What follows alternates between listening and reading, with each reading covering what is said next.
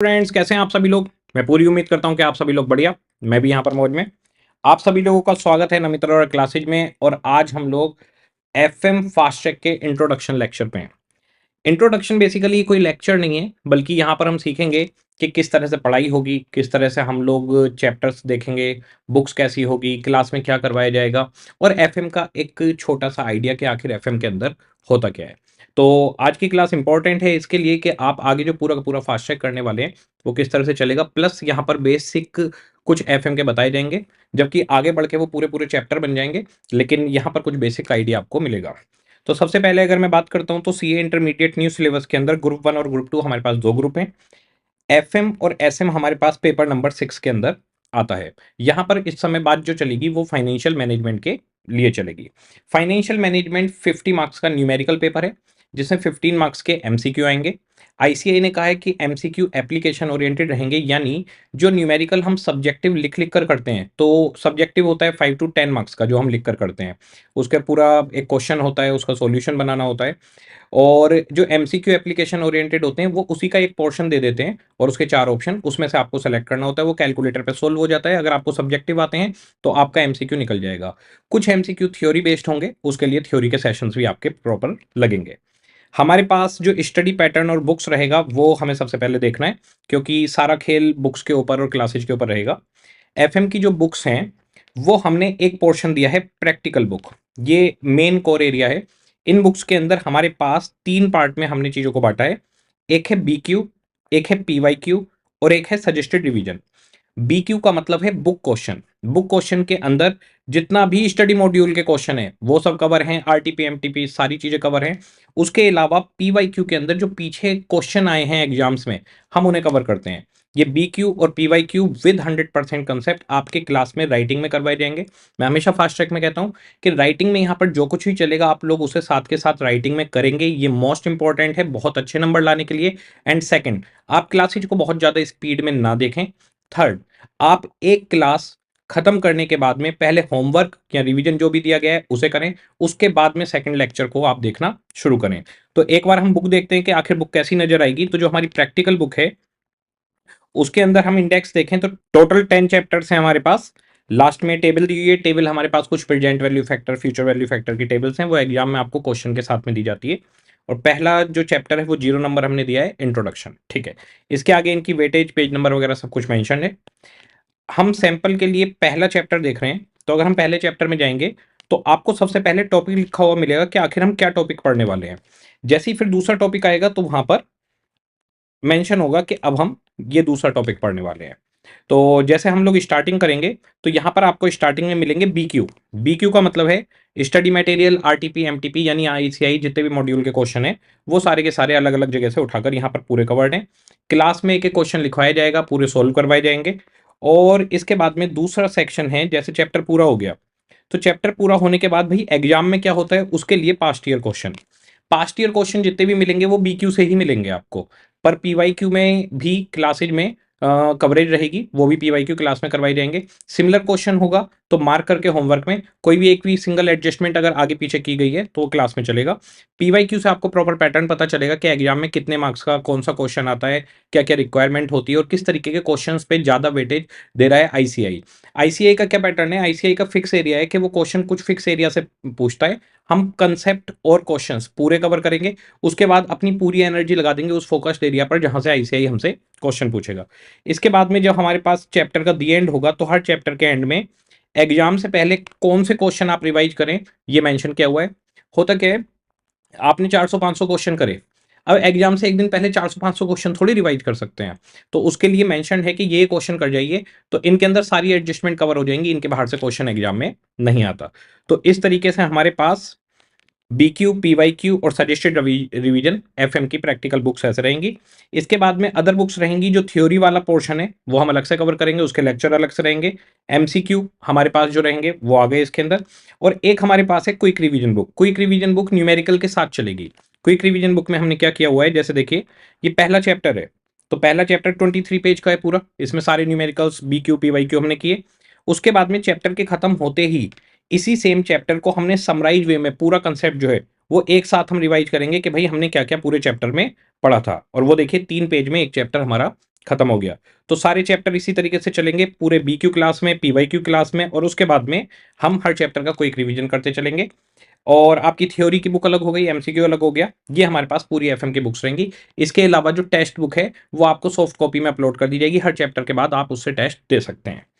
हमारे पास अब हम बात करते हैं कि आखिर FM यानी फाइनेंशियल मैनेजमेंट होता क्या है। ये बहुत ही आसान चैप्टर है, मतलब सब्जेक्ट ही बहुत सिंपल है, और आप जब इसको पढ़ेंगे तो ये आपके करियर में भी बहुत ज़्यादा आगे काम आने वाला है। कंपनी या कोई भी बिजनेस किस तरह से डिजाइन होता है, किस तरीके से आप पैसा मंगवाते हैं, कहाँ कहाँ इन्वेस्ट होता है, उसका मैनेजमेंट कैसे किया जाना है, वो सब कुछ यहाँ पर आपको देखने के लिए मिलेगा।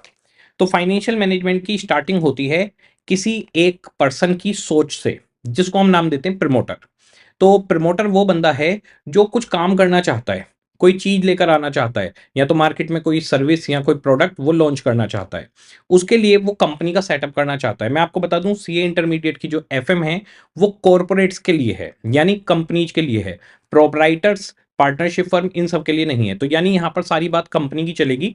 यहाँ कैपिटल नहीं होगी, यहाँ शेयर कैपिटल होगी। यहाँ पर इक्विटी शेयर, प्रीफरेंस शेयर, इन्हीं के ऊपर सारी बातें चलेंगी। तो पूरा फोकस हमारा रहेगा कि एक कंपनी है और हम उसका पूरा मैनेजमेंट समझ रहे हैं फाइनेंस से रिलेटेड। तो सबसे पहले एक प्रमोटर होगा। वो प्रमोटर एक आइडिया लेकर आएगा कि भाई मेरे को कोई भी चीज लॉन्च करनी है, जैसे मेरे को एक इलेक्ट्रिक व्हीकल, लाइक टेस्ला ने सोचा कि हम एक इलेक्ट्रिक व्हीकल निकालेंगे, तो प्रमोटर आइडिया लेकर आ गया। लेकिन प्रमोटर के पास में इतने पैसे नहीं है कि वो खुद से अपना काम कर पाए, अदरवाइज तो वो प्रोपराइटर बन जाएगा। प्रोपराइटर कौन होता है? जिस कैपिटल, जो पूरी की पूरी कैपिटल खुद लगाता है, वो प्रोपराइटर होता है। लेकिन अगर आपको बाहर से भी कैपिटल उठानी पड़े in form of share capital, या फिर आपको बाहर से प्रेफरेंस शेयर की फॉर्म में कैपिटल उठानी पड़े, ये बहुत बड़ी अमाउंट है जो अकेले मैनेज नहीं हो पाएगी। बहुत बड़ा मैनेजमेंट चाहिए जो एक प्रोपराइटरशिप में मैनेजमेंट नहीं हो सकता। तो हम कंपनी की तरफ चले जाते हैं। तो प्रोपराइटर क्या करेगा? वो एक आइडिया लेके आएगा कि भाई हम इस चीज का बिजनेस करेंगे, चलो जी हम ईवी मोटर कार बनाएंगे, टेस्ला बनाएंगे, हम इलेक्ट्रिक व्हीकल बनाएंगे। अब जो प्रमोटर होता है उसने सोच लिया भाई ये मेरा आइडिया है और हम लोगों को इलेक्ट्रिक व्हीकल बनाना है। अब सोचा जाएगा कि आखिर इस काम में पैसा कितना लगने वाला है। तो पैसा जो लगने वाला है उसे हम बोलते हैं एप्लीकेशंस ऑफ फंड। तो जैसे हमारे 1000 करोड़ का एस्टिमेशन आया कि 1000 करोड़ हमारे लग जाएंगे। अब भाई 1000 करोड़ कहां पर लगेंगे? तो 1000 करोड़ के लिए जब आप कोई बिजनेस सेटअप करते हैं तो उसमें हमारे को प्लांट यानी फैक्ट्री सेटअप चाहिए, हेड ऑफिस का सेटअप चाहिए एडमिन डिपार्टमेंट के लिए, और वेयर हाउस चाहिए जहां पर फिनिश गुड्स रखा जाएगा, ये सारे सेटअप। इसके अलावा फैक्ट्री के अंदर जो इक्विपमेंट, मशीनरी लगेंगी जिन पर प्रोडक्शन होगा, वो सारी चीजें चाहिए। तो एक पैसा हमें चाहिए फिक्स्ड एसेट्स के अंदर। तो हमारे पास कुछ पैसा लगेगा फिक्स्ड एसेट्स में। और इन्वेस्टमेंट्स, इन्वेस्टमेंट ऐसे होते हैं जैसे सिक्योरिटी डिपॉजिट देना पड़ रहा है किसी चीज का बड़ा। आप अगर मैकडोनाल्ड की फ्रेंचाइजी लेना चाहते हैं तो आपको एक सिक्योरिटी डिपॉजिट मैकडी को देना पड़ेगा। तो वहां पर वो सिक्योरिटी डिपॉजिट इन्वेस्टमेंट्स की तरह से आ जाएंगे। या फिर मान लीजिए आप एक बड़ी कंपनी है गूगल, और आपने एक छोटी कंपनी एंड्रॉइड को खरीद लिया, तो वहां पर जो एंड्रॉइड के आपने शेयर्स खरीदे हैं, अब वो आपकी सब्सिडियरी है, तो वो शेयर्स आपके लिए इन्वेस्टमेंट्स रहेंगे। तो फिक्स्ड एसेट्स और इन्वेस्टमेंट में पैसा लगता है। ये जो पैसा लगता है ये लॉन्ग टर्म के लिए ब्लॉक हो जाता है। ये लॉन्ग टर्म इन्वेस्टमेंट होता है, ब्लॉक हो जाएगा। इसके अलावा हमें दूसरी चीज चाहिए, भाई हमें तो गाड़ी बनानी है, तो गाड़ी बनाने के लिए हमें मटेरियल चाहिए। हमारे को मटेरियल के लिए जो उसके विंडोज बनेंगी, जो उसके स्टीयरिंग बनेंगे, जो उसका इंजन बनेगा, उन सब के लिए मटेरियल आएगा। वो मटेरियल आपको कैश में भी मिल सकता है, क्रेडिट पे भी मिल सकता है। इसके बाद में ये मटेरियल चला जाता है फैक्ट्री के अंदर थोड़ा थोड़ा। तो एक आपका रॉ मटेरियल का स्टोर रहेगा, वहां से थोड़ा थोड़ा मटेरियल आपकी फैक्ट्री में जाता रहेगा, उस पर काम होगा, उससे गाड़ियां बनेंगी। गाड़ियां बनने के बाद में, तैयार होने के बाद वो शोरूम्स में चली जाएंगी। शोरूम्स में जाने के बाद में आपका बिजनेस ऐसा हो सकता है कि हैंड टू हैंड कैश में सेल होगी, और ऐसा भी हो सकता है कि आपको 1-2 महीने का क्रेडिट देना पड़े और वो आपके डेटर्स क्रिएट करवा दें। तो इस पूरी की पूरी चेन को हम बोलते हैं वर्किंग कैपिटल। वर्किंग कैपिटल को वर्किंग इसलिए बोला जाता है क्योंकि हमारी वो कैपिटल जो काम कर रही है, जो फ्लोट हो रही है, जो रेगुलर फ्लक्चुएट हो रही है, जो बदलती रहती है अपनी एक्चुअल फॉर्म को। कैसे? देखिए, हमारे पास हमने सबसे पहले रॉ मटेरियल खरीदा और स्टोर में रख दिया। वहां से रॉ मटेरियल फैक्ट्री में गया, जहां पर इसको हम कहते हैं कि WIP, वर्क इन प्रोग्रेस। इसकी इस पे मटेरियल भी लगेगा, लेबर भी, ओवरहेड्स भी। फिर ये फिनिश गुड्स स्टोर्स में चला जाता है जिसको हम वेयर हाउस कहते हैं। यहां पर हमारी गाड़ियां पूरी बनकर तैयार है, पैसा हमारा ही लगा हुआ है। यहां रॉ मटेरियल जो खरीदा है वो भी हमारा पैसा है। फैक्ट्री के अंदर जिस मटेरियल पे काम चल रहा है, इलेक्ट्रिसिटी लग रही है, सारे खर्चे हो रहे हैं, वो भी हमारा पैसा लग रहा है। फिर फिनिश्ड गुड्स जो गाड़ियां बन के तैयार हो गई जब तक नहीं बिकी वो भी आपका ही पैसा ब्लॉक है। ये आपका स्टॉक हो गया। इसके बाद अगर आपने उधार पे बेचा तो डेटर्स आ गए, और अगर उधार पे नहीं बेचा तो कैश आ गए। ऐसे ही रॉ मटेरियल को सपोर्ट देते हैं क्रेडिटर।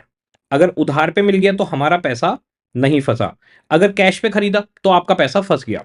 और फिर डेटर से बनता है कैश। फिर इस कैश को पे कर दिया जाता है क्रेडिटर को, रेंट इलेक्ट्रिसिटी सबकी पेमेंट होती है, फिर और रॉ मटेरियल परचेज कर लिया जाता है। तो ये क्या होता है, आपका चेंज होता जा रहा है। फिक्स्ड एसेट्स के क्या होता है, एक मशीन है ये मशीन ऐसी की ऐसी रहेगी 10 साल तक। लेकिन यहां पर क्या है, रॉ मटेरियल WIP बन गया, फिर फिनिश गुड्स बन गया, फिर डेटर बन गया, फिर कैश बन गया, फिर कैश में से आपने क्रेडिटर को पेमेंट करी, उसके बाद और रॉ मटेरियल ले लिया, फिर वो WIP बना, फिर वो फिनिश गुड। तो इसलिए इसको बोलते हैं वर्किंग कैपिटल। तो कुछ पैसा आपको वर्किंग कैपिटल के लिए चाहिए होगा। तो हमें लगता है कि 900 करोड़ तो हमारे फिक्स्ड एसेट्स में लग जाएंगे और 100 करोड़ हमारे वर्किंग कैपिटल में लगेंगे। इसको हम बोलते हैं, ये जो पूरी हमने कैलकुलेशन की, इन्वेस्टमेंट डिसीजन। ठीक है जी, कि आखिर इन्वेस्टमेंट कहां किया जाए, किस प्रपोर्शन में किया जाए और कितना किया जाए। तो इन्वेस्टमेंट कितना किया जाए, 1000 करोड़। किस प्रपोर्शन में किया जाए, 900 करोड़ फिक्स्ड एसेट्स और इन्वेस्टमेंट में चले जाएंगे, और आपके 100 करोड़ वर्किंग कैपिटल में चले जाएंगे। ठीक है, यहां पर इतने पर हम रुकेंगे। अब मुझे बताइए, आपने फिक्स्ड एसेट सेट कर ली, आपने वर्किंग कैपिटल सेट कर ली, आपका प्रोडक्शन स्टार्ट हो गया। प्रोडक्शन स्टार्ट होने के बाद फिर क्या होगा, वो सामान बिक जाएगा बाजार में। जब बाजार में सामान बिकेगा तो वो प्रॉफिट पे बिकेगा ऑब्वियसली, बिजनेस लॉस में करने के लिए नहीं है। नया बिजनेस की अगर मैं बात करूं तो नए बिजनेस कुछ साल तक लॉस में रह सकते हैं, 1 2 3 साल लग जाते हैं। लेकिन एक रनिंग बिजनेस की बात करें तो वो कुछ ना कुछ प्रॉफिट जनरेट करेगा। तो फिर हमें देखना है कि आखिर हमारा बिजनेस कितना प्रॉफिट जनरेट कर रहा है। इसे हम बोलते हैं ऑपरेटिंग प्रॉफिट या रिटर्न ऑन इन्वेस्टमेंट, EBIT।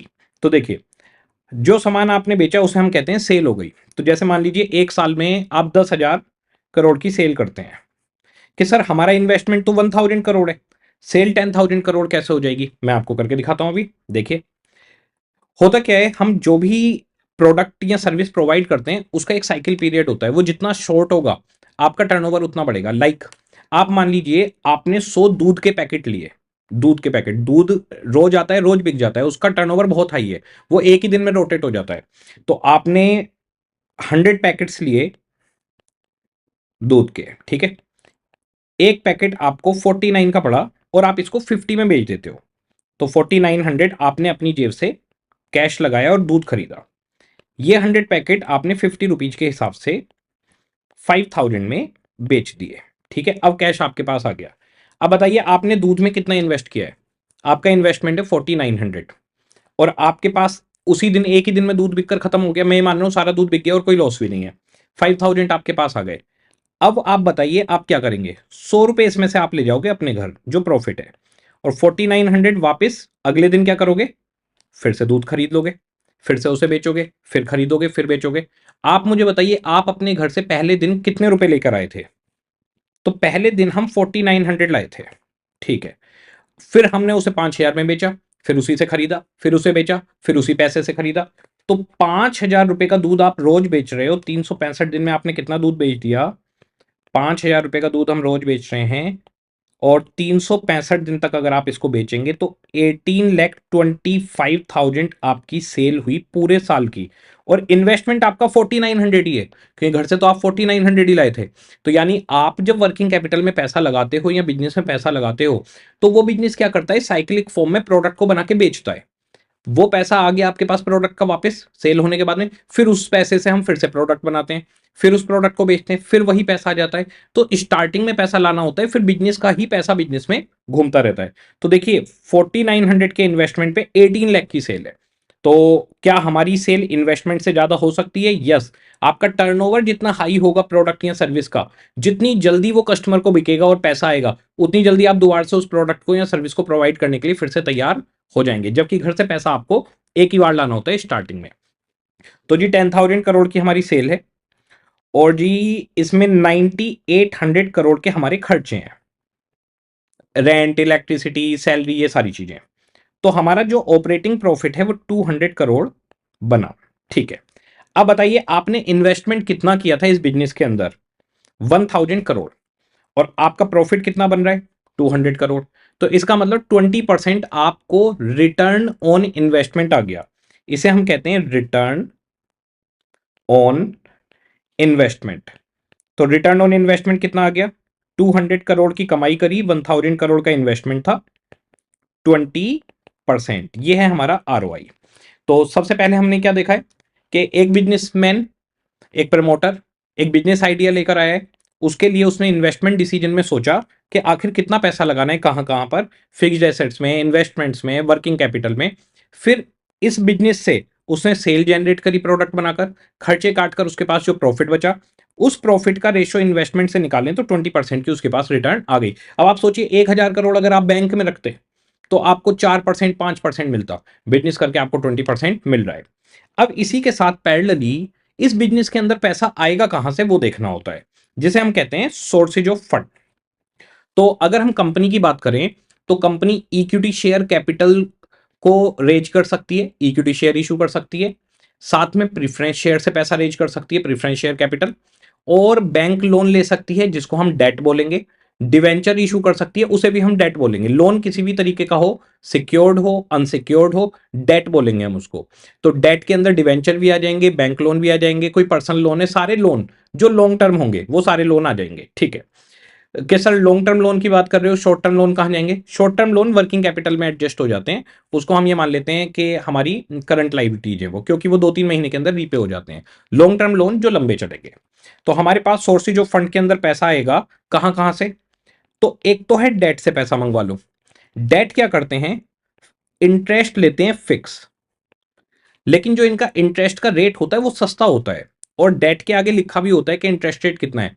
जैसे आपने डिवेंचर की कभी भी एंट्री करी होंगी या कुछ भी, तो उसके आगे लिखा रहता है 8% डिवेंचर, 10% डिवेंचर। तो वो जो 8% 10% लिखा होता है वो उसका कूपन रेट बोलते हैं, बेसिकली वो आपका रेट ऑफ इंटरेस्ट है। तो जैसे मैंने डेट फंड रेज किए और डेट का रेट है 10%, तो 10% डेट मैंने 10% डिवेंचर या 10% पे बैंक लोन ले लिया, तो ठीक है, ये मेरे से इंटरेस्ट मांगेंगे जितना भी मैंने फंड रेज किया होगा इनके थ्रू, और मेरा प्रॉफिट हो या मेरा लॉस हो, इन्हें इंटरेस्ट चाहिए ही चाहिए। यानी कि मैं प्रॉफिट में हूं तो भी लेंगे, मैं नुकसान में हूं तब भी लेंगे। हाँ जी, हमें कोई लेना देना नहीं, आप प्रॉफिट में हो आप लॉस में हो, हमें इंटरेस्ट चाहिए ही चाहिए। लेकिन इनके साथ एक फायदा है, फायदा यह है कि इनका जो रेट होता है वो सस्ता होता है। तो डेट एक चीपर सोर्स है, ये सस्ता बैठता है कंपैरेटिवली। इक्विटी और प्रेफरेंस है वो ज्यादा मांगते हैं, कि सर इक्विटी तो कुछ मांगते ही नहीं, हमने तो ऐसा सुना है, उसकी भी बात करेंगे। हर कोई पैसा मांगता है, दुनिया जी ही पैसे के लिए रही है। तो जी ये चीपर सोर्स रहता है, ये ध्यान रखना है आपको। दूसरा, इसके साथ रिस्क बहुत हाई है। रिस्क किस बात का? रिस्क इस बात का रहता है कि हमें फायदा हो या नुकसान हो, ये तो अपने पैसे मांगेंगे इंटरेस्ट के, तो कभी ऐसा हो सकता है कि हम नुकसान में चलते रहें और हमें इंटरेस्ट भी भरना पड़े, तो हमारा नुकसान और बढ़ जाएगा। इवन रिस्क तब बढ़ जाता है जब हम इंटरेस्ट की पेमेंट ना कर पाए, तो हमारी कंपनी लिक्विडेशन की तरफ चली जाती है। अगर आप इंटरेस्ट की पेमेंट नहीं करेंगे तो जो डिवेंचर होल्डर्स हैं या बैंक हैं, वो आपकी एसेट को मॉर्गेज पे रख लेते हैं, आपके ऊपर केस ठोक देते हैं और आपकी कंपनी को लिक्विडेशन पे ले जाते हैं। ये जितनी भी आपने कंपनियां सुनी है, जेट एयरवेज बंद हो गई, किंगफिशर बंद हो गई, ये सब डेट के नीचे ही दब के बंद हुई हैं, क्योंकि ये डेट की इंटरेस्ट पेमेंट नहीं कर पाए टाइमली। ओके, तो भाई ये तो रिस्की है भाई, अगर नहीं कर पाए तो हमारी कंपनी बंद हो जाएगी।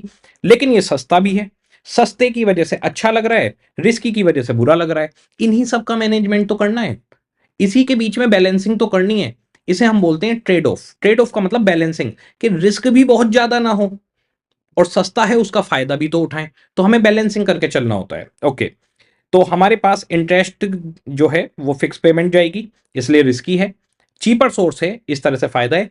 तीसरी चीज, क्या ये कंपनी के अंदर इंटरवेंशन करते हैं, इन्वॉल्व होते हैं, क्या ये कंपनी की डिसीजन मेकिंग में रहते हैं? तो ये कंपनी की डिसीजन मेकिंग में नहीं रहते, ना ये किसी एजीएम में आते, ना इनके पास कोई वोटिंग राइट है। इनके पास कंपनी का अगर मैं बात करूं कंट्रोल की, तो कंपनी का कंट्रोल इनके पास कुछ भी नहीं है। इन्हें सिर्फ, अच्छा कंट्रोल क्यों दें किसी को, बताइए? कंट्रोल उसे मिलता है जो प्रॉफिट में भी पार्टिसिपेट करे और लॉस में भी पार्टिसिपेट करे।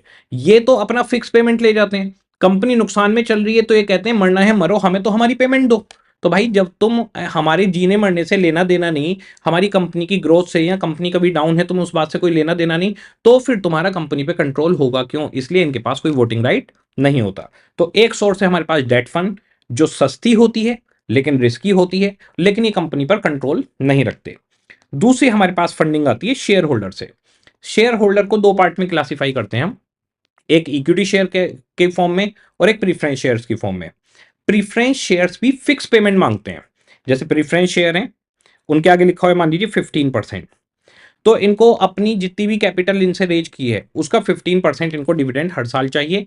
लेकिन इनके साथ में एक फायदा है, अगर आपने किसी साल प्रॉफिट नहीं कमाया तो उस साल आपको प्रीफरेंस डिविडेंड नहीं देना, उस साल की आपकी टेंशन खत्म, और वो क्यूमुलेटिव होकर अगले साल जोड़ के दे देंगे। तो हम भी तो ये चाहते हैं कि अगर यार हम किसी साल नुकसान में हैं तो इस साल तो हमें छोड़ दो, अगली बार ले लेना डबल, हमें उसमें कोई दिक्कत नहीं है, इसमें हमें कोई इशू नहीं है। लेकिन जिस साल नुकसान है उस साल भी पैसा देना पड़ेगा। वो बुरे लोग हैं इंटरेस्ट वाले, लेकिन वो सस्ते हैं तो फायदा भी है।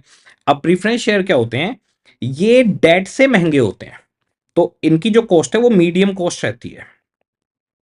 इनकी मीडियम कॉस्ट है, महंगे हैं थोड़े से, लेकिन इनका अगर मैं रिस्क की बात करूं तो इनका रिस्क भी मीडियम है। रिस्क मीडियम है, क्यों रिस्क क्यों नहीं है सर? पेमेंट तो इनको करनी पड़ती है। बेटा अगर आपने प्रॉफिट नहीं कमाया कंपनी ने तो आपको प्रीफरेंस डिविडेंड देने की कोई जरूरत नहीं है, अगले साल क्यूमुलेटिव करके डबल दे देना। अगर आपने अगले साल भी डिविडेंड नहीं दिया इनको, तब भी लॉस में रहे, तो फिर इनके पास वोटिंग राइट आ जाता है। वैसे इनके पास वोटिंग राइट नहीं होता। तो प्रीफरेंस शेयर होल्डर्स आपसे थोड़े महंगे बैठते हैं डेट से, लेकिन रिस्क ही कम है। रीजन बीइंग, अगर प्रॉफिट कमाओगे तब देना है, 2 साल तक अगर आपने इनको लगातार नहीं दिया तो फिर ये वोटिंग राइट में आ जाएंगे, फिर ये इक्विटी शेयर होल्डर्स की तरह एजीएम के अंदर डिसीजन मेकिंग में इन्वॉल्व हो जाते हैं। तो इसका मतलब इनका कंपनी के ऊपर कंट्रोल है, ये एजीएम में बैठ सकते हैं। यस, ये बैठ सकते हैं अगर आप इनको डिविडेंड बैक टू बैक इनका नहीं दोगे तो इनका कंट्रोल है, लेकिन मीडियम। ये सिचुएशनल है, अगर आप डिविडेंड नहीं दोगे 2-3 साल तक तभी तो आएंगे, अदरवाइज इनका भी वोटिंग राइट नहीं होता, इनको भी कोई लेना देना नहीं रहता। तीसरे आते हैं इक्विटी फंड्स। इक्विटी फंड से दो तरीके से पैसा मिलता है, एक तो कैपिटल रेज की जाती है इनकी, दूसरा अगर आप चाहो तो एजीएम के अंदर डिविडेंड देना है या नहीं देना है ये तय कर सकते हो। सर मतलब पैसा भी लगा रखा है और डिविडेंड भी नहीं देंगे? बिल्कुल ऐसा होता है। क्यों सर, ऐसा क्यों होगा? आपको बता दूं, एप्पल ने आज तक कभी डिविडेंड ही नहीं दिया है।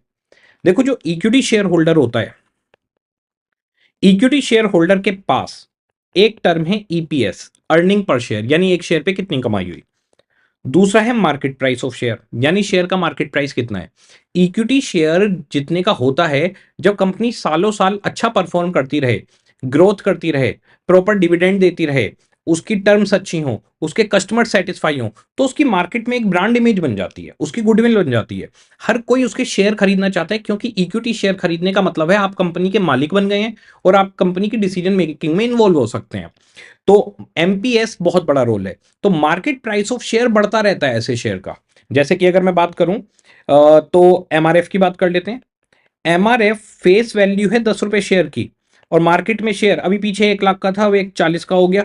ये शेयर इतना बढ़ता रहता है, पहले 65,000 का था, बीच में कई टाइम तक 65,000 का रहा, कोविड में भी 65 के आसपास रहा, उसके बाद में फिर ये 80-90 हजार पे पहुंच गया, फिर लाख पे, फिर 130-35, 140, 145-50, ये बढ़ता ही रहेगा, ये बढ़ता ही रहता है। तो सोचो 10 रुपए वाला शेयर 1,40,000 रुपए का हो गया है। यानी हमारे दादा परदादा ने किसी ने भी अगर 100 शेयर ले लिए होते, जो उनको 10 रुपए मल्टीप्लाई हुए 100, 1,000 रुपए में पड़ते, तो आज वो 100 शेयर 1.4 सीआर के हो जाते, यानी 1,000 रुपए 1,40,00,000 रुपए बन जाते। तो शेयर होल्डर्स का दो चीजों पे फोकस होता है, एक ईपीएस और एक एमपीएस। तो होता क्या है, कुछ कंपनियां ना ग्रो कर रही होती हैं, अपने आप को ग्लोबलाइजेशन पे ले जा रही हैं, मार्केट में नई नई जगह पर अपनी ब्रांचेज खोल रही हैं, काम बढ़ा रही हैं। अगर मैं अमेजोन की बात करूं तो इंडिया के अंदर हर सिटी के आसपास अपना वेयर हाउस खोलने में लगे हुए हैं, वो सेटअप बढ़ाने में लगे हुए हैं। तो जो कंपनी ग्रो कर रही होती है और अच्छी रिटर्न दे रही होती है, वो कंपनी डिविडेंड डिस्ट्रीब्यूट नहीं करती। ऐसा क्यों सर? बताता हूं मैं आपको। देखो, मान लीजिए एक कंपनी है जो इक्विटी शेयर होल्डर के लिए, अर्निंग पर शेयर की मैं बात करता हूं, एक शेयर पर 20 रुपए कमा रही है, ठीक है। अब इस कंपनी को इन्वेस्ट भी करना है। मान लेते हैं इसके 1 लाख शेयर होल्डर हैं, तो 20 लाख रुपए हो गए, 1 लाख शेयर होल्डर माने मैंने, ठीक है। इसका मतलब 20 लाख रुपए की अर्निंग फॉर इक्विटी अवेलेबल है, इक्विटी शेयर के लिए 20 लाख रुपए की कमाई अवेलेबल है। अब कंपनी के पास दो ऑप्शन होते हैं, एक के ये इसको डिस्ट्रीब्यूट कर दे, और दूसरा ये इसको डिस्ट्रीब्यूट ना करे बल्कि ट्रांसफर टू रिजर्व कर दे और इस पैसे को इन्वेस्ट कर दे दोबारा से कंपनी के अंदर। अब मान लीजिए जो कंपनी की रिटर्न आ रही है इक्विटी शेयर होल्डर के लिए, वो आ रही है 25%, यानी कंपनी अपने शेयर होल्डर को 25% कमा कर दे रही है। अब दो सिचुएशन सोचिए, आप मार्केट में 15% कमा सकते हैं, ऐसा मान के चलिए कि जो इक्विटी शेयर होल्डर है वो मार्केट में 15% कमा सकता है। अब जरा सोचो, इस कंपनी ने 20 लाख रुपए का डिविडेंड आपको दे दिया, ठीक है, आप मार्केट में कितने कमाओगे? 15%, यानी 3 लाख रुपए कमा पाओगे, ठीक है। अब यही कंपनी अगर आपके पैसे को री इन्वेस्ट कर दे अपने पास में, तो बताइए 25% कमाएगी। कंपनी की रिटर्न 25% आ रही है शेयर होल्डर को, तो 20 लाख का 25%, 5 लाख रुपए। अब मुझे बताइए, ये कंपनी डिविडेंड को डिस्ट्रीब्यूट करे, क्या इसका इक्विटी शेयर होल्डर भी ये चाहता होगा? क्योंकि अगर 20 लाख रुपए डिस्ट्रीब्यूट हुए तो उस पर 3 लाख रुपए की कमाई होगी बाहर जाकर।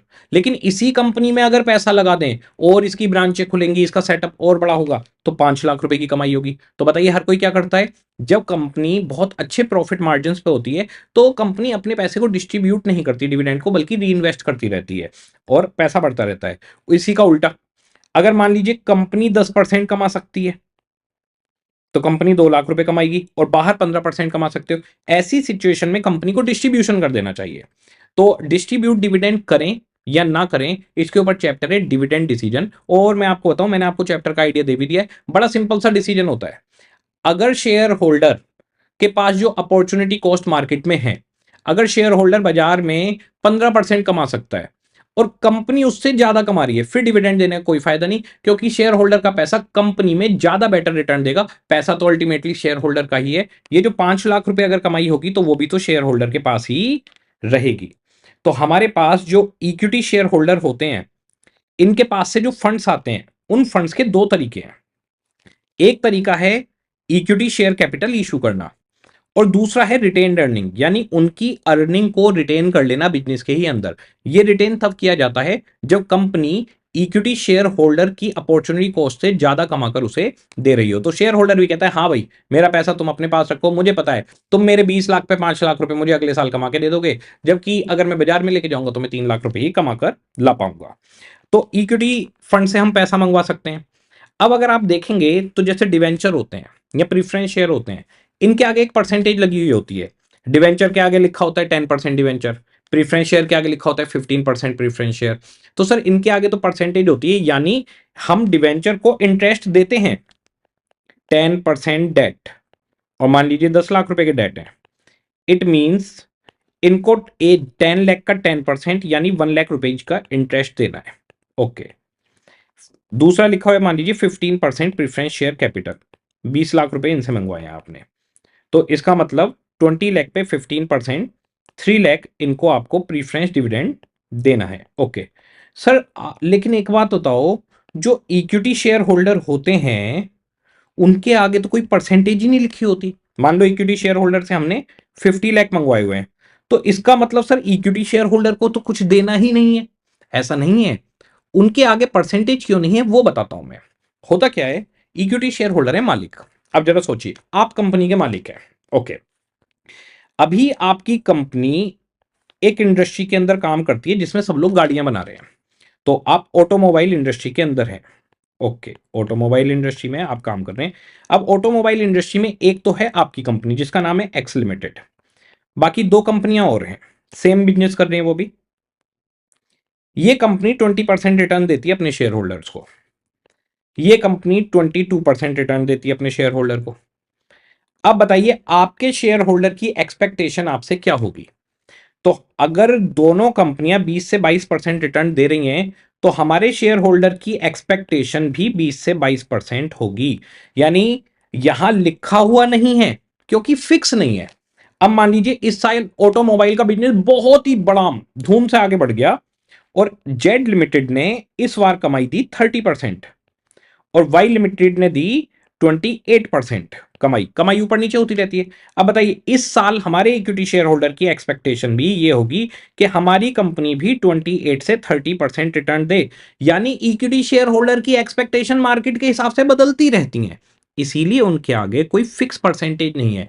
तो कुछ ना लिखा होने का मतलब ये नहीं है कि फ्री है, कुछ ना लिखा होने का मतलब है कि वेरिएबल एक्सपेक्टेशन है। इसलिए नहीं लिखा हुआ। अच्छा सर, हमने तो सुना है इक्विटी शेयर होल्डर को कुछ भी मत दो तो भी चलेगा। बिल्कुल चलेगा, लेकिन वो इक्विटी शेयर होल्डर आपका शेयर बेच के भाग जाएगा, वो किसी और को दे देगा सस्ते में। धीरे धीरे सब लोग आपके शेयर बेच के भागेंगे, शेयर्स मार्केट में सप्लाई हो जाएगी ज्यादा और डिमांड हो जाएगी कम, क्योंकि आप तो कुछ देते ही नहीं हो, कमा के ही नहीं दे रहे, तो सब लोग बेच बेच के भाग रहे हैं और डिमांड कम होती जा रही है। सप्लाई ज्यादा डिमांड कम, धीरे धीरे मार्केट प्राइस ऑफ शेयर आपका नीचे गिर जाएगा, आपकी कंपनी में कोई भरोसा ही नहीं करेगा। तो क्या शेयर कैपिटल फ्री होती है इक्विटी? नहीं जी, इक्विटी शेयर कैपिटल सबसे महंगी होती है। उनकी एक्सपेक्टेशन इंडस्ट्री के बेसिस पर होती है, टाइम के बेसिस पर होती हैं। इस साल ऑटोमोबाइल का काम बहुत बढ़िया, तो उनकी एक्सपेक्टेशन बढ़ जाएंगी। अब मान लीजिए कोविड आ गया, तो कोविड में इक्विटी शेयर होल्डर की एक्सपेक्टेशन गिर जाएंगी, उनको पता है कोई भी कंपनी नहीं कमा पा रही, हमारी भी नहीं कमाएगी। अब मान लीजिए एक्स लिमिटेड ने कोविड में 0% रिटर्न दी, जेड ने 1% रिटर्न दी, तो आपकी कंपनी भी मान के चलेगी, आपके शेयर होल्डर भी मान के चलेंगे कि इस बार हमारी कंपनी भी 0%, 1% के आसपास ही रिटर्न दे पाएगी। तो उनकी एक्सपेक्टेशंस को फुलफिल करना होता है, उनकी एक फिक्स परसेंटेज नहीं होती। तो इनकी परसेंटेज ऊपर नीचे होती रहती है टाइम के हिसाब से, समय के हिसाब से। तो इक्विटी शेयर होल्डर फ्री नहीं है, बल्कि इक्विटी शेयर होल्डर डेट और प्रीफरेंस से महंगे होते हैं। तो ये सोर्स एक्सपेंसिव सोर्स है। जैसे जैसे कमाई बढ़ेगी इंडस्ट्री की, इनकी एक्सपेक्टेशन बढ़ती जाएगी। अच्छा, क्या इनके साथ रिस्क है कि अगर पेमेंट नहीं करेंगे तो हमारी कंपनी को लिक्विडेशन में ले जाएंगे? ये इनके साथ रिस्क नहीं है। आप प्रॉफिट में हो तब भी डिविडेंड मत दो, कोई दिक्कत नहीं है, री इन्वेस्ट कर दो, इक्विटी शेयर होल्डर राजी है। यानी आपको लिक्विड कैश आउटफ्लो की जरूरत इनके साथ नहीं है। तो रिस्क इनके साथ नहीं है कि पेमेंट नहीं दी तो ये केस ठोक के कंपनी बंद करवा देंगे। ओके।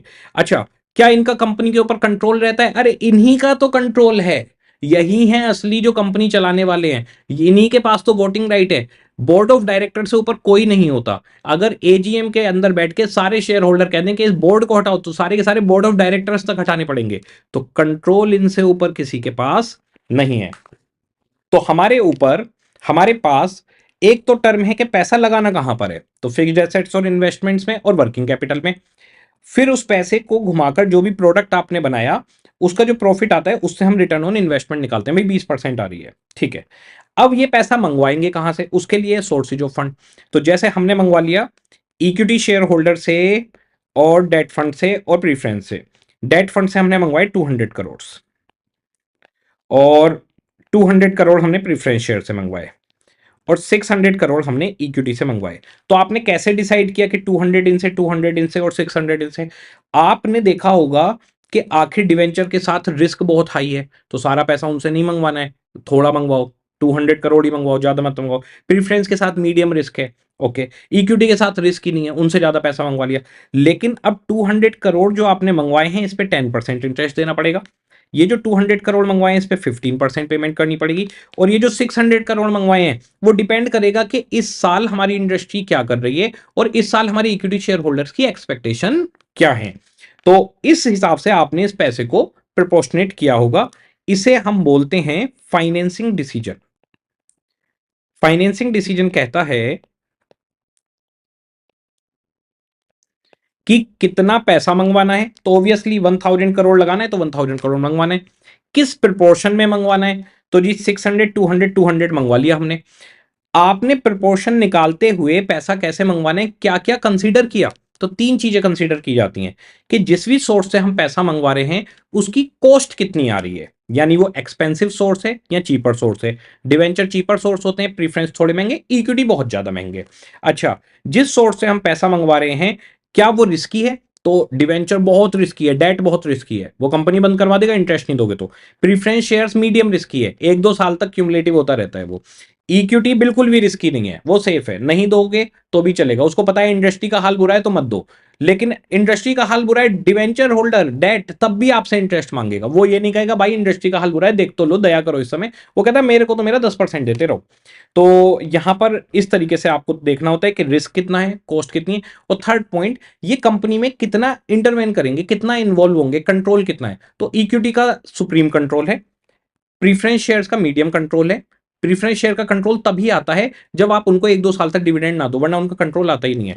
और डेट फंड का कोई कंट्रोल आपकी कंपनी पर नहीं होता। ये तीन चीजें देखनी होती हैं, रिस्क, कंट्रोल और कॉस्ट। ओके, तो अब हमारे पास जी हमने बिजनेस से स्टार्ट करने की बात की थी, एप्लीकेशन ऑफ फंड में 1000 करोड़ लग गए, सोर्सेज ऑफ फंड से आ गए। अब हमने यहां पर निकाल लिया भाई 20% रिटर्न आ रही है। अब हम यहां पर देखते हैं कि आखिर हमारी कॉस्ट कितनी आ रही है। तो देखिए 200 करोड़ पर 10%, यानी 20 करोड़ तो इंटरेस्ट में चले गए। मैं बिफोर टैक्स आफ्टर टैक्स की बात अभी नहीं कर रहा, जबकि जो इंटरेस्ट होता है वो बिफोर टैक्स आइटम है और प्रेफरेंस शेयर और इक्विटी को आफ्टर टैक्स दिया जाता है, तो उसकी बात मैं अभी नहीं कर रहा, ठीक है। तो 20 करोड़ का तो इंटरेस्ट देना है। प्रीफरेंस शेयर को 200 करोड़ पे 15% यानी 30 करोड़ का प्रीफरेंस डिविडेंड देना है। अब ये इस बात पे डिपेंड करेगा इक्विटी शेयर होल्डर की एक्सपेक्टेशन कितनी है। तो जैसे इक्विटी शेयर होल्डर की इंडस्ट्री के हिसाब से एक्सपेक्टेशन इस बार है 22%, कि भाई हमें 22% चाहिए। तो 600 करोड़ का 22%, 132 करोड़ इक्विटी शेयर होल्डर की एक्सपेक्टेशन है। तो जरा देखिए टोटल कितनी पेमेंट इस साल बनती है हमारी, 132, 30 एंड 20, 182 करोड़ हमारे को सोर्सेज ऑफ फंड को देना है। टोटल कितने फंड्स पर, 1000 करोड़ पर। अच्छा इक्विटी की एक्सपेक्टेशन टाइम टू टाइम बदलेंगे, क्वेश्चन बताएगा आपको। तो यहां पर 18.2% ये जो निकल कर आया, इसे हम कहते हैं कॉस्ट ऑफ कैपिटल। अब बताइए आपने एप्लीकेशन ऑफ फंड से बिजनेस किया और आपकी 20% की रिटर्न आई, यानी 20% आपने कमाया।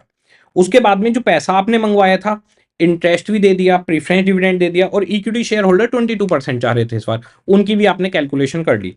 तो 18.2% आपकी कॉस्ट ऑफ कैपिटल आ गई। क्या अभी भी आपके पास कुछ फायदा हो रहा है? यस, 1.8% का पॉजिटिव डिफरेंस है। तो आप 1.8% ये जो एक्स्ट्रा कमा रहे हैं, इसको हम बोलते हैं सुपर प्रॉफिट या economic value added. Economic value added की टर्म आपके फाइनेंशियल मैनेजमेंट में नहीं ली गई, पर मार्केट में इसे बोलते हैं इकोनॉमिक वैल्यू एडेड। यानी आपने बिजनेस करके क्या इकोनॉमिकली वैल्यू एडिशन किया। तो अगर ये 1.8% आपने एक्स्ट्रा कमा लिया, कमाई थी 200 करोड़, पेमेंट हुई 182 करोड़, 18 करोड़ रुपए जो आपने बचाए हैं, मुझे बताइए ये 18 करोड़ रुपए किसके पास जाएंगे? बिजनेस के अंदर जो भी कमाई होती है लास्ट में बची हुई, वो सारी की सारी इक्विटी शेयर होल्डर को मिल जाती है। अब देखिए इक्विटी शेयर होल्डर क्या सोच रहे थे, इंडस्ट्री के हिसाब से उन्हें 22% मिलेगा, उन्हें 132 करोड़ रुपए मिलेंगे, लेकिन उन्हें 132 करोड़ के अलावा अभी भी 18 करोड़ रुपए और बच गए हैं। ये 18 करोड़ भी इक्विटी शेयर होल्डर्स को जाकर मिल जाएगा, यानी उन्हें 132 के अलावा 18 करोड़ रुपए और मिलेंगे। सोच के बताइए क्या इक्विटी शेयर होल्डर इस कंपनी के शेयर को बेचना चाहेगा जो उनकी एक्सपेक्टेशन से एक्स्ट्रा पे कर रहा है? 132 सोच रहे थे, 18 करोड़ रुपए और दे रहा है, टोटल 150 करोड़ दे रहा है। तो जहां इक्विटी शेयर सोच रहा था 132 करोड़ मिलेंगे, वहां उनको मिल रहे हैं 150 करोड़ रुपए। ऐसी कंपनी को कौन छोड़ेगा? तो जिस कंपनी का इकोनॉमिक वैल्यू एडेड पॉजिटिव होता है, वो सुपर प्रॉफिट पे चल रही होती है, उसकी गुडविल बहुत हाई होती है, उसके शेयर के प्राइस भी बढ़ जाते हैं। क्योंकि होगा क्या, कोई भी इस कंपनी का शेयर आपसे कहेगा कि बेच दो, आप कहोगे बिल्कुल नहीं बेचूंगा, बहुत अच्छी कंपनी है, जितना सोचता हूं उससे ऊपर कमाई देती है मेरे को, इस कंपनी की गुडविल बढ़ जाएगी। इस कंपनी के लोग शेयर तो खरीदना चाहेंगे, डिमांड तो है, लेकिन कोई बेचने वाला नहीं होगा। तो डिमांड होगी, सप्लाई नहीं होगी, automatically market price of share बढ़ने लगेगा। अच्छा यही कंपनी अगर 132 करोड़ इक्विटी शेयर होल्डर को चाहिए और ये कंपनी सिर्फ 120 करोड़ दे पाए, तो फिर ये कंपनी के शेयर लोग बेच के भागने लग जाएंगे। ओके, तो जो गेम रहेगा वो रहेगा एप्लीकेशन ऑफ फंड्स में जो पैसा लगाना है वो इन्वेस्टमेंट डिसीजन। इन्वेस्टमेंट डिसीजन कहता है कि कितना पैसा लगाना है फिक्स्ड एसेट्स में, इन्वेस्टमेंट में और वर्किंग कैपिटल में। इसके बाद में आ जाता है फाइनेंसिंग डिसीजन। फाइनेंसिंग डिसीजन कहता है कि इक्विटी शेयर होल्डर से, प्रीफरेंस शेयर होल्डर से, डिवेंचर होल्डर से किस प्रोपोर्शन में पैसा लगाना है, मंगवाना है, और क्या चीजों का ध्यान रखता है। ध्यान रखता है कि कॉस्ट ऑफ फंड कितनी है, ध्यान रखता है रिस्क इन्वॉल्वमेंट कितना है, कि अगर पेमेंट नहीं करी तो क्या होगा, और ध्यान रखता है कि कंट्रोल कितना करेंगे बिजनेस के ऊपर। इस तरह से हमारे ये दो डिसीजन आ जाते हैं। फिर हमारा आता है फाइनेंशियल मैनेजमेंट के अंदर third decision, dividend decision. Dividend decision simple है, ये जो हमने यहां पर किया था डिविडेंड दें या ना दें, तो डिविडेंड डिसीजन बिल्कुल सिंपल है। डिविडेंड डिसीजन कि आखिर डिविडेंड दें या फिर ना दें, तो बड़ा सिंपल है। अगर कंपनी इक्विटी शेयर होल्डर्स की अपॉर्चुनिटी कॉस्ट से ज्यादा कमाकर दे सकती है तो डिविडेंड मत दो। अगर कंपनी इक्विटी शेयर होल्डर की अपॉर्चुनिटी कॉस्ट के बराबर नहीं कमा रही तो डिविडेंड डिस्ट्रीब्यूट कर दो, फिर इन्वेस्टर को खुद पैसा लगाने दो। तो फाइनेंसिंग डिसीजन कहेगा पैसा कहां से मंगवाएं, कितना मंगवाएं, किस प्रोपोर्शन में मंगवाएं, तीन चीजों का ध्यान रखते हुए कि कॉस्ट कितनी लग रही है, रिस्क कितना है और कंट्रोल कितना जाएगा। इन्वेस्टमेंट डिसीजन कहेगा कहां पैसा लगाना है, किन एसेट्स में, किस प्रोपोर्शन में लगाना है। और डिविडेंड डिसीजन कहेगा कि क्या डिविडेंड देना चाहिए या नहीं देना चाहिए और इसका इफेक्ट क्या पड़ेगा। तो एक बार जरा देखते हैं फाइनेंशियल मैनेजमेंट का मतलब। Financial management refers to that managerial activity है which is concern with the arrangement of funds from various sources. तो हमें अलग अलग सोर्सेज से फंड मंगवाना होता है इसमें, डेट फंड से, इक्विटी फंड से, प्रीफरेंस फंड से, with consideration of cost control and risk. ध्यान रखना है कि कौन सा सोर्स कितना कॉस्टली है, कितना रिस्की है और वो कितना बिजनेस को कंट्रोल करेगा। Involve with such sources and application of these funds. फिर इन फंड्स को हमें लगाना है फिक्स्ड एसेट्स में, वर्किंग कैपिटल में, in an effective manner to maximise share holders earning and wealth, EPS and MPS. तो फाइनेंशियल मैनेजमेंट का काम है कि फंड्स को मंगवाना है ध्यान देते हुए कि कॉस्ट कितनी लग रही है, कंट्रोल कितना जा रहा है, रिस्क कितना है। उन फंड्स को इफेक्टिव वे में इन्वेस्ट करना है जिससे प्रोडक्ट बने और हमारे पास प्रॉफिट आए। और मेन ऑब्जेक्टिव रहेगा कि अर्निंग पर शेयर और मार्केट प्राइस ऑफ पर शेयर हमारा बढ़ना चाहिए। यह है हमारे पास फाइनेंशियल मैनेजमेंट, बहुत ही सिंपल है। अच्छा, ये जितनी भी चीजें हैं इन सब के ऊपर हमारे पास चैप्टर है। जैसे फिक्स्ड एसेट्स में इन्वेस्ट करें या ना करें उसके लिए कैपिटल बजटिंग चैप्टर है। वर्किंग कैपिटल के अंदर हमारे पास cash management, receivables management, working capital management, तीन चैप्टर है हमारे पास। और इसके बाद में ये सोर्सेज ऑफ फंड्स के लिए कॉस्ट ऑफ कैपिटल अपने आप में पूरा एक चैप्टर है। कैपिटल स्ट्रक्चर को हमने दो पार्ट में तोड़ा हुआ है वो है। रिस्क को मैनेज करने के लिए लीवरेज चैप्टर है। तो वो सारे चैप्टर मैं आपको एक बार दिखा के बताता भी हूं। ये कैपिटल स्ट्रक्चर ईबीआईटी ईपीएस ये बताएगा किस प्रोपोर्शन में पैसा लगाना चाहिए। लीवरेज रिस्क को बताएगा कि किस कंपनी पर कितना रिस्क है और कितना इफेक्ट पड़ेगा उसका। मैनेजमेंट ऑफ रिसीवेबल यानी डेटर्स और creditors, working capital, cash management, ये तीनों चैप्टर आपके वर्किंग कैपिटल को मैनेज करते हैं। ये वर्किंग कैपिटल देखेंगे। इसके बाद में रेशो एनालिसिस, ये पूरा एनालिसिस का चैप्टर है। इसके बाद capital budgeting, fixed assets and long term investment में कितना पैसा लगाया जाए इसकी बात करेगा। कॉस्ट ऑफ कैपिटल, जो सोर्सेज ऑफ फंड है उनकी कॉस्ट निकालेगा। कैपिटल स्ट्रक्चर फिर से ईबीआईटी ईपीएस का ही हिस्सा है कि भाई किस प्रोपोर्शन में पैसा लगाना है। और डिविडेंड डिसीजन आपका आ गया। तो हमारे पास तीन डिसीजन है फाइनेंशियल मैनेजमेंट के अंदर, फाइनेंसिंग डिसीजन, डिविडेंड डिसीजन और इन्वेस्टमेंट डिसीजन। अगर मैं इसको यहां पर तोड़ूं तो चैप्टर नंबर 1, चैप्टर नंबर आपका 9 और चैप्टर नंबर 2 ये फाइनेंसिंग डिसीजन के हैं कि कहां से पैसा मंगवाना चाहिए, कितना पैसा मंगवाना चाहिए, कंट्रोल कितना, रिस्क कितना और कॉस्ट कितनी जाएगी। ये तीनों चैप्टर बीच वाले आपके वर्किंग कैपिटल मैनेजमेंट के हैं यानी इन्वेस्टमेंट डिसीजन का हिस्सा है। ये चैप्टर फिक्स्ड एसेट्स को मैनेज करता है, ये भी इन्वेस्टमेंट डिसीजन का हिस्सा है। Cost of capital financing decision का हिस्सा है कि कॉस्ट कितनी आ रही है, ये कॉस्ट को बताता है। ये रिस्क को बताता है leverage. Ratio analysis simple analysis है कि हमारी कंपनी कैसी चल रही है। और डिविडेंड डिसीजन अपने आप में पूरा एक चैप्टर है। तो हमारे पास तीन decision, financing decision, investment decision और डिविडेंड डिसीजन। ये हो गया हमारा डिविडेंड डिसीजन का। फाइनेंसिंग डिसीजन के लिए चैप्टर नंबर 8, 9, 1 और 2। इन्वेस्टमेंट डिसीजन के लिए 3, 4, 5 और हमारे पास 7 और 6 चैप्टर एनालिसिस करेगा। तो इन्हीं तीनों डिसीजन को हम अलग से चैप्टर वाइज पूरा पूरा पढ़ेंगे कि भाई क्या चल रहा है पूरे के पूरे एफएम के अंदर। ठीक है, हमारे पास फाइनेंशियल मैनेजमेंट डिसीजन तीन है, financing, investment, decision. Financing decision का काम है कितनी अमाउंट अरेंज करनी है और किस प्रोपोर्शन में अरेंज करनी है। तो 1000 करोड़ अरेंज करने थे हमारे एग्जाम्पल में और इक्विटी, प्रीफरेंस और डेट से किस रेशो में लेनी है, तो हमने लिया 600 करोड़, 200 करोड़, 200 करोड़। इन्वेस्टमेंट डिसीजन कहता है कितनी अमाउंट इन्वेस्ट करनी है, तो हमें 1000 करोड़ इन्वेस्ट करनी थी, किस प्रोपोर्शन में, तो हमने फिक्स्ड एसेट्स में 900 करोड़ लगाए और वर्किंग कैपिटल में 100 करोड़ लगाए। और डिविडेंड डिसीजन कहता है कितनी अमाउंट डिविडेंड में की फॉर्म में देनी चाहिए और उसका इफेक्ट कंपनी के ऊपर क्या पड़ेगा। ये तीन डिसीजन हमारे पूरे एफएम में चलते रहेंगे। क्या क्या कंसीडर करना होता है जब हम फाइनेंसिंग डिसीजन लेते हैं, यानी जब हम ये डिसीजन लेते हैं कि कितना पैसा मंगवाना है और किस प्रोपोर्शन में, तो हमें सबसे पहले देखना होता है कि जिस सोर्स से पैसा मंगवा रहे हैं उस पर कॉस्ट कितनी लग रही है। तो इक्विटी सबसे महंगा है और डेट सबसे सस्ता है और प्रीफरेंस मीडियम पे रहता है। रिस्क कितना है, तो इक्विटी के साथ कोई रिस्क नहीं है। इक्विटी को अगर आप पेमेंट नहीं देते, लॉस में हो, तो कोई पेमेंट नहीं करनी। और डेट सबसे महंगा है, सबसे रिस्की है। तो डेट सबसे रिस्की है, क्योंकि अगर आपने उसको पेमेंट नहीं करी, वो आपकी कंपनी को शट डाउन करवा देगा। प्रीफरेंस मीडियम है, 1-2 साल तक मत दो, क्यूमुलेटिव होता रहेगा। 3-4 साल तक नहीं दिया तो वोटिंग राइट में आ जाएगा। और कंट्रोल की बात करें तो पूरा कंट्रोल इक्विटी के पास है। प्रीफरेंस के पास मीडियम कंट्रोल है, उनके पास कंट्रोल तब आता है जब कुछ ईयर्स तक उनको डिविडेंड नहीं मिलता। डेट के पास कोई कंट्रोल नहीं है।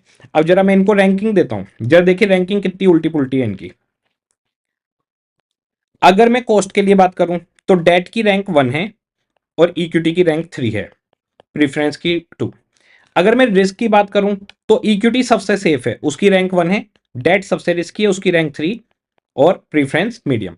अगर मैं कंट्रोल की बात करूं तो डेट कोई बिजनेस में इन्वॉल्व नहीं होते, तो इनकी रैंक 1 है। इन्वॉल्वमेंट नहीं है, कोई नहीं चाहता बिजनेस के अंदर इन्वॉल्वमेंट बाहर वालों का। प्रीफरेंस का मीडियम और इक्विटी का 3rd। अब हमें ये देखना है कि हर सोर्स का कुछ फायदा है, कुछ नुकसान है। इक्विटी कॉस्ट के मामले में नुकसान देता है, महंगा है, लेकिन रिस्की नहीं है। लॉस में हो तो नहीं मांगेगा कुछ भी, पर कंट्रोल पूरा रखेगा। प्रीफरेंस कॉस्ट भी मीडियम है, रिस्क भी मीडियम है और कंट्रोल भी मीडियम है। इक्विटी की, डेट की अगर बात करें तो कॉस्ट के मामले में तो बहुत बढ़िया है, बहुत सस्ता है, पर रिस्क के मामले में बहुत खतरनाक है, क्योंकि अगर आपने इंटरेस्ट नहीं दिया तो कंपनी आपकी लिक्विडेट करवा देंगे। और अगर कंट्रोल की बात करें तो कंट्रोल में इन्वॉल्व नहीं होते। तो इन सब चीजों को बैलेंस करते हुए, एस्पेक्ट्स को देखते हुए कि आपकी कंपनी की जरूरत क्या है। मान लो आपकी कंपनी की आज जरूरत है कि आपको सस्ता सोर्स चाहिए, तो आपको डेट पे जाना पड़ेगा, फिर रिस्क के बारे में नहीं सोचना। इसीलिए तो कंपनियां बर्बाद हो गई। अगर आपको लगता है कि आपको सस्ते सोर्स का लेना देना नहीं है, बल्कि कंपनी की स्टेबिलिटी चाहिए, तो इक्विटी से पैसा मंगवाओ जिससे रिस्क ना रहे। तो इन कॉन्सिडरेशन को रखते हुए हमें फाइनेंसिंग डिसीजन लेना होता है। अब हम बात करते हैं कि आखिर फाइनेंशियल मैनेजमेंट के ऑब्जेक्टिव क्या है। देखो, फाइनेंशियल मैनेजमेंट के दो ऑब्जेक्टिव हैं, एक शॉर्ट टर्म, एक लॉन्ग टर्म। दोनों ऑब्जेक्टिव हमेशा चलेंगे। इनका जो प्राइमरी ऑब्जेक्टिव है वो है कि हमारी जो मार्केट प्राइस ऑफ शेयर होना चाहिए वो बढ़ना चाहिए।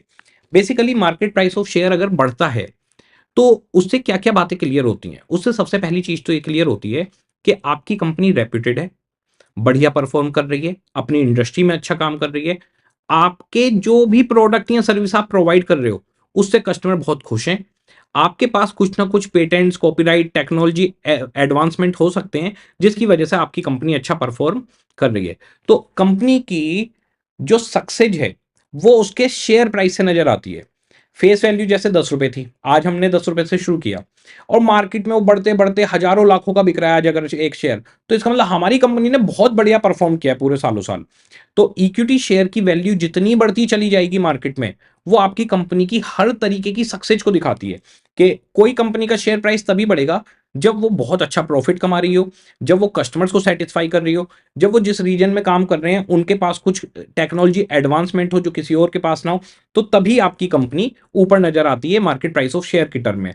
तो सबसे पहला ऑब्जेक्टिव किसी भी कंपनी का रहता है कि उसका market price of share high होना चाहिए। इससे शेयर होल्डर्स की वेल्थ बढ़ जाती है। आप सोचो, आपने आज 1 लाख रुपए किसी कंपनी के शेयर्स में डाली और 20 साल बाद रिटायरमेंट के टाइम पे वो 1 करोड़, 2 करोड़, 5 करोड़ रुपए हो गए, तो कैसे हो जाते हैं? मार्केट प्राइस ऑफ शेयर बढ़ता रहता है। तो आप यही तो चाहोगे कि ऐसी कंपनी के साथ जुड़ो जो आपके शेयर के प्राइस को मल्टीपल कर दे। दूसरा, किसी भी कंपनी का सेकेंडरी ऑब्जेक्टिव रहता है ईपीएस। ईपीएस एक एनुअल ऑब्जेक्टिव है। एनुअल ऑब्जेक्टिव कैसे? ईपीएस ना 1 साल का निकाला जाता है। तो ईपीएस हो सकता है कि 1 साल में आपका 10 रुपए आए, अगले साल 5 आए, फिर 50 आ जाए। तो हर साल का ना अलग अलग हो सकता है। बिजनेस डाउन चल रहा है तो उस टाइम पे ईपीएस कम होगा, बिजनेस बहुत बूम पे चल रहा है तो उस टाइम ईपीएस बढ़ जाएगा। तो ये एनुअल परफॉर्मेंस चेक होती है। तो ईपीएस पे भी हमारा ध्यान रहता है, प्रॉफिट पे भी हमारा ध्यान रहता है, पर वो बहुत लॉन्ग टर्म ऑब्जेक्टिव नहीं है। लॉन्ग टर्म ऑब्जेक्टिव है कि मार्केट प्राइस ऑफ शेयर बढ़ना चाहिए। ऑब्वियसली कोई कंपनी अगर लॉस में चल रही है तो उसका मार्केट प्राइस ऑफ शेयर नहीं बढ़ेगा, तो प्रॉफिट भी चाहिए। पर प्राइमरी ऑब्जेक्टिव एमपीएस है। एमपीएस लॉन्ग टर्म ऑब्जेक्टिव है कि आज हमारा शेयर 1,000 रुपए का है तो 10 साल बाद ये 20,000 रुपए का, 50,000 रुपए का हो जाए। तो ये लॉन्ग टर्म ऑब्जेक्टिव होता है। लॉन्ग टर्म में कंपनी काम करके, कस्टमर्स को सेटिस्फाई करके, मार्केट में गुडविल बना के उस पोजीशन पर पहुंचती है। तो हमारा जो प्राइमरी ऑब्जेक्टिव रहेगा वो लॉन्ग टर्म है। उसमें हमारा ऑब्जेक्टिव रहेगा कि हमें अपने मार्केट प्राइस ऑफ शेयर को मैक्सिमाइज करना है और इसके लिए हमें रिस्क और रिटर्न, यानी रिस्क और रिटर्न के बीच में बैलेंसिंग करके चलनी होगी। अगर आप कभी भी बहुत ज्यादा रिस्क लेंगे तो आपकी कंपनी का शेयर प्राइस नहीं बढ़ेगा। रीजन बीइंग, हर शेयर होल्डर ये कहेगा ये कंपनी रिस्की डिसीजन लेती है, तो इसके शेयर्स में इन्वेस्ट करना भी रिस्की है। किसी दिन इसका अगर पासा उल्टा पड़ा तो इसके शेयर के प्राइस गिर जाएंगे। तो ये रिस्क और रिटर्न के बीच में बैलेंसिंग करके चलने वाला काम है। दूसरा जो हमारा सेकेंडरी ऑब्जेक्टिव है वो शॉर्ट टर्म है, वो है कि भाई हमारी अर्निंग बढ़नी चाहिए। कंपनी अर्निंग बढ़ाने के लिए कई बार हाई रिस्क भी ले लेती है। तो हमारा जो लॉन्ग टर्म ऑब्जेक्टिव है वो रहेगा कि मार्केट प्राइस ऑफ शेयर बढ़ना चाहिए, लॉन्ग टर्म में हमारी गुडविल होनी चाहिए, हमारी कंपनी रेपुटेशन ब्रांडिंग होनी चाहिए। शॉर्ट टर्म ऑब्जेक्टिव रहेगा कि हमारी कमाई भी साथ में चलती रहे। कमाई को बढ़ाने के चक्कर में कई बार कंपनी सेंसिटिव डिसीजन ले लेती है, रिस्की डिसीजन ले लेती है, लेकिन मार्केट प्राइस की अगर बात करें तो वहां पर रिस्क नहीं लिया जाता, समझदारी से काम किया जाता है। तो अगर कभी भी दोनों ऑब्जेक्टिव के बीच में क्लैशिंग आएगी कि भाई प्रॉफिट पे जाएं या एमपीएस पे जाएं, तो हम हमेशा एमपीएस की तरफ जाएंगे। इसके बाद में इकोनॉमिक वैल्यू एडेड जो मैंने आपको बताया था, इकोनॉमिक वैल्यू एडेड बड़ा सिंपल सा है। आपकी जो कॉस्ट ऑफ कैपिटल है, यानी जो आपकी सोर्सेज ऑफ फंड को आपको पेमेंट करनी है, इक्विटी को, प्रीफरेंस को, डेट को, और जो आपकी बिजनेस से कमाई हो रही है आरओआई, इन दोनों के बीच का डिफरेंस होता है इकोनॉमिक वैल्यू एडेड। अब मान लीजिए आपका आरओआई है 20% और कॉस्ट ऑफ कैपिटल है 18.2%, जो हमने एग्जाम्पल में लिया है। तो इसका मतलब आपकी कमाई ज्यादा है और आपकी सोर्सेज ऑफ फंड के खर्चे कम है, और इस कॉस्ट ऑफ कैपिटल में इक्विटी को भी सेटिस्फाई कर दिया गया, उन्हें भी 22% रिटर्न 132 करोड़ हमने दे दिए थे। अब अगर ऐसी सिचुएशन है तो 1.8% का आपके पास मार्जिन है एडिशनल। वो एडिशनल मार्जिन मिलेगा किसको? इक्विटी शेयर होल्डर को। तो ऐसी सिचुएशन में आप सुपर प्रॉफिट में, आपकी गुडविल पॉजिटिव है, आपका एमपीएस इंक्रीज होगा विद हाई ग्रोथ रेट। तो आपका एमपीएस बहुत जल्दी बढ़ेगा अगर आपका आरओआई आपकी कॉस्ट ऑफ कैपिटल से ऊपर चल रहा है तो, और ईवीए पॉजिटिव मानी जाती है यहां पर। अगर आपकी कमाई 20% है और आपकी कॉस्ट ऑफ कैपिटल भी 20% है, तो आप नॉर्मल एवरेज कंपनी हो। इसका मतलब है कि आपके इक्विटी शेयर होल्डर 132 करोड़ चाहते थे और उन्हें मिला भी 132 करोड़। वो 22% चाहते थे तो उन्हें 22% ही मिला। इस सिचुएशन को हम बोलेंगे कि आरओआई और कॉस्ट ऑफ कैपिटल एक बराबर है, यानी इक्विटी शेयर होल्डर को एक्स्ट्रा कुछ भी नहीं मिलेगा, जो उन्होंने सोचा था वो मिल जाएगा। लेकिन जो सोचा था वो तो मिला, तो भी ऐसी कंपनी बुरी नहीं है। ऐसी कंपनी को हम कहेंगे नॉर्मल प्रॉफिट पर है, इसकी गुडविल नॉर्मल है, इसका एमपीएस भी बढ़ेगा लेकिन नॉर्मल ग्रोथ रेट से बढ़ेगा। नॉर्मल ग्रोथ रेट कैसे होती है? आपने देखा होगा हर साल इन्फ्लेशन आ जाती है, हर साल प्रॉपर्टी के रेट बढ़ते रहते हैं, सामानों के रेट बढ़ते रहते हैं, ऐसे ही हर साल शेयर के भी रेट बढ़ते रहते हैं। तो नॉर्मल ग्रोथ से बढ़ेगा। जैसे इस साल 10 रुपए का है, फिर 11 का हो गया, फिर 12 का हो गया। जबकि अगर आप इस वाले पोजीशन में हो कि आरओआई कॉस्ट ऑफ कैपिटल से ज्यादा है, तो आप सीधे 10 रुपए से 15 रुपए का शेयर हो गया, फिर 25 का हो गया, फिर आप बहुत तेज बढ़ते हो, फास्ट बढ़ते हो। अच्छा, अगर आपकी आरओआई मान लो 20% है और कॉस्ट ऑफ कैपिटल 24% है, तो बहुत बुरी स्थिति है। इसका मतलब आप इतना भी नहीं कमा रहे कि सोर्सेज ऑफ फंड को फुलफिल कर पाओ। ऐसी सिचुएशन में जो 4% का डिफरेंस आ रहा है, ये इक्विटी शेयर होल्डर के पैसों में से कटेगा, उनकी एक्सपेक्टेशन में से माइनस होगा ये पैसा। ऐसे में इक्विटी शेयर होल्डर भड़क जाता है। यहां पर लॉस की सिचुएशन है, गुडविल नेगेटिव है और एमपीएस उल्टे आपका गिरेगा। तो ईवीए वाला पोर्शन उसमें है नहीं आपके स्टडी में, लेकिन फिर भी मेरे को लगता है कि ये बात बच्चे को पता होनी चाहिए। बड़ा सिंपल सा कंसेप्ट है फाइनेंशियल मैनेजमेंट के अंदर। अगर कमाई ज्यादा है और कॉस्ट ऑफ कैपिटल कम है तो बढ़िया, अगर बराबर है तो भी ठीक है, लेकिन अगर कॉस्ट ज्यादा है और कमाई कम है तो फिर स्थिति बेकार है। इंट्रोडक्शन में इतना ही है। एक बार देखते हैं हम लोगों ने देखा क्या। फाइनेंशियल मैनेजमेंट का मतलब फंड्स को एक जगह से अरेंज करके दूसरी जगह इन्वेस्ट करना एक इफेक्टिव मैनर में। अरेंज करते हुए ध्यान रखना है कॉस्ट कंट्रोल और रिस्क का, और इन्वेस्ट करते हुए ये सोच के इन्वेस्ट करना है कि शेयर होल्डर का ईपीएस और एमपीएस बढ़ जाए।